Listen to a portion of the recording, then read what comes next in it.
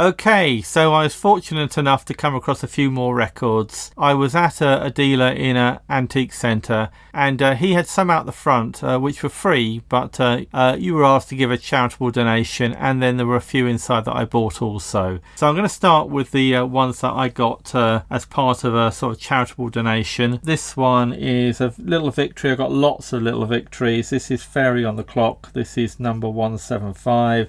Great Novelty Foxtrot. On the other side is Aloha O, played by the Hawaiian guitars. This is a slightly bigger Edison Bell radio, so the Victory was 7-inch. I think this might be an 8-inch one. 11 More Months and 10 More Days, The Tough Guys.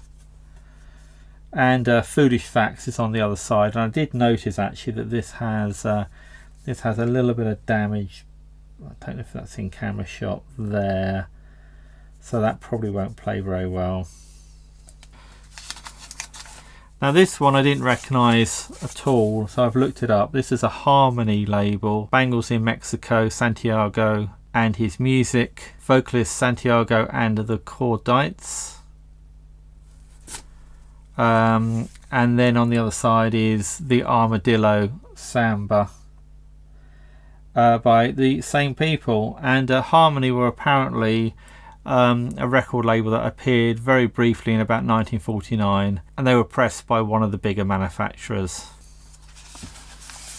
Now this, in this rather homemade cover, is 3 Cheers for the Undertaker, Leslie Sarony 2855 on Imperial.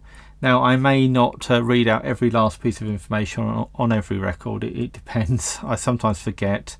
And on the other side is the Kissing Song. So I don't know either of those, but it's always nice to find an Imperial. This one here is a nice, I'm going to say early-ish winner. This is the winner. You actually take, well, might get away with taking that out. With the horse in colour. And this is a Laughing Dream, Billy Williams on 2889. And on the other side is Chuckles. Another Imperial. This is Old Times Melody or Medley Part 1, including a few songs. Champagne Charlie I recognise. And on the other side is Part 2. I don't know if I recognise any of those. But yeah, that's quite a nice little selection.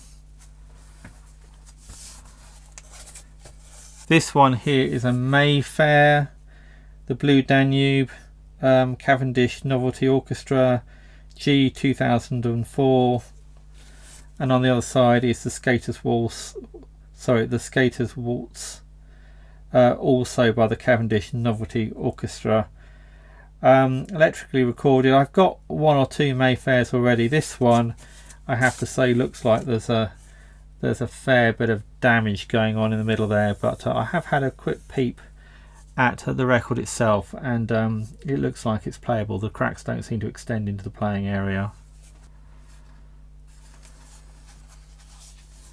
Now this one, this is a Guardsman, and this is only the second Guardsman I've ever found, and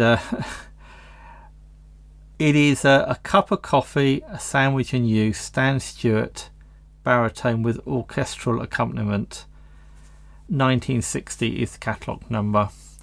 And then That Night in Araby, also by David Shepherd again. I don't know either track, but it is nice to find a Guardsman record. This rather grubby looking record is a winner. Billy Whitlock, xylophone solo, Over the Top, March. That sounds like it's probably or possibly sort of grim 1918 war humour. I mean, it may not be, but it could be. And My Irish Lass, which is a jig, also Billy Whitlock. Always nice to find a Piccadilly. Would help if it was actually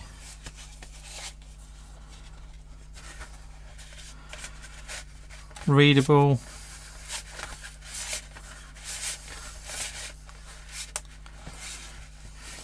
Right, this is Piccadilly, number 301. I Wonder If You Miss Me Tonight. Waltz with vocal refrain, Jack Leon's Symphonic Dance Band. And on the other side is 3 o'clock in the morning, by the same person and band. Now I think that's the end of the ones that I paid the donation for. These next ones I actually did select out of a box in the shop, and I paid £1 each for. In fact, I got 6 for £5, so it was slightly less than £1 each. I picked this AK or ACO because it's only the second one I've ever found, and I had to pay a stupid amount for the first one just to get the label. Anyway, this is Until, Stephen Langley, baritone with piano accompaniment, G15444, and Friend of Mine, the same person. So this one really I got because of the label, not really because of what was on it. Now this is a Zonophone, the twin. You can see it's a nice, there's a thick rim on there. It's a thick, heavy record. So this is an early one. This is serial number 644. Harry Lauder, who I have heard of. And this is a comic song, I think, Breakfast in Bed, and on the back The Message Boy. I don't know either of those, but it seemed like a good one to pick up due to its age and the fact that it's performed by somebody famous. Now this Zonophone, the twin, is actually rather later. It's still quite heavy, but I can tell just by feeling it. And there's no ridge, there's no rim on it at all, and it's just not quite as chunky as the other one. This is Harry Fay, another person I've heard of. That Mysterious Rag, that's also comic, so that could be a comic song. And Everybody's Doing It Now, also sung by Harry Fay. Again, it looks like it's a comic song. This Winner, Bells of Auld Lang Syne, that could be handy at New Year. This is the Royal Military Band on Winner 2120. This Winner's a bit later. It's just Winner as opposed to The Winner, and it has a simple red and gold label rather than the coloured one from earlier. And on the other side, Bells of St Malo, also by the Royal Military Band. And I mean, the Royal Military Band, that could be a lot of different bands, so they're not being very precise there. This one,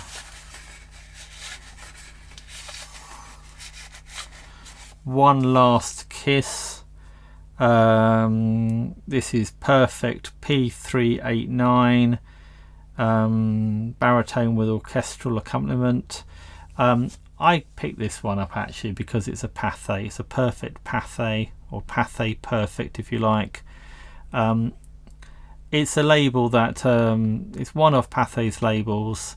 Pathé didn't really do a lot in the UK or England specifically where I am, and it's nice to find anything really with Pathé on.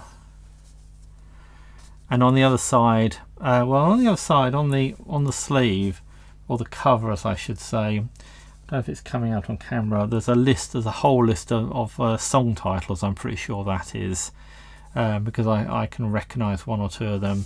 The actual record is Rolling the Log from Lumber Love, also Gilbert Austin. I say also Gilbert Austin. Was it Gilbert Austin? Yes, it was Gilbert Austin on the other side too. So again, I don't know either of these, and yep, it's the label rather than anything really about what's on it. And the last shellac here is an Imperial. Again, it's nice to pick up an Imperial record. It's even got its original sleeve. Well, probably its original sleeve. It might not be. This is I'm Perfectly Satisfied, sung by Pat O'Dell, and that's a name I recognise, so I think that's why I picked this up, as well as it being an Imperial.